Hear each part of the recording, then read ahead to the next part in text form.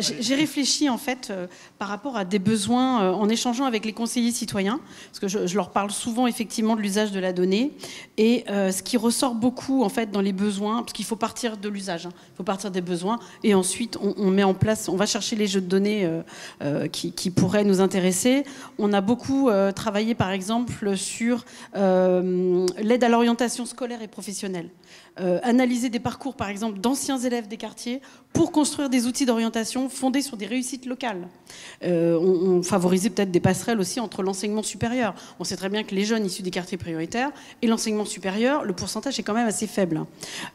Aussi, tout ce qui est diagnostic de précarité énergétique, on va voir ça cet après-midi. Mais pourquoi pas aussi des baromètres locaux de discrimination. Ça a été beaucoup demandé par des collectes, par exemple, de témoignages anonymisés, bien sûr, les croiser avec des données d'accès à l'emploi, au logement, à la formation, et puis pour documenter un petit peu les inégalités justement d'accès des territoires. Et puis après, on a tout ce qui est observatoire de la jeunesse. Il y avait aussi tout ce qui était appui à la concertation citoyenne sur l'emploi, l'habitat, cadre de vie. Enfin, c'est infini. Mais là, c'était vraiment des besoins des habitants, voilà, des habitants des QPV, et faire aussi, alors là, évidemment, c'était un peu autocentré, mais faire une politique aussi pour eux, avec eux, et surtout éviter les stigmatisations supplémentaires que pourrait engendrer la donnée. Parce que ça aussi, c'est un vrai sujet.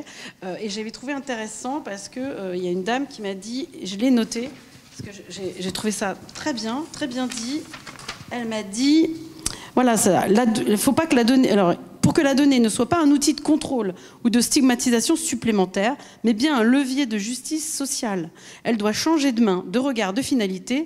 Les quartiers populaires n'ont pas besoin de données, mais de moins de données, mais de meilleures données, construites avec eux, pour eux et à partir d'eux. Voilà, je change le nom pour là, mais c'est Jacqueline, donc de la Vigne Rose, qui m'a dit ça, qui est une dame qui ne s'est jamais connectée à l'IA, rien. Elle envoie à peu près des mails, et pas plus, mais elle a bien compris, en fait, les biais, on en parlait tout à l'heure, et les usages positifs qu'on peut en faire, en fait.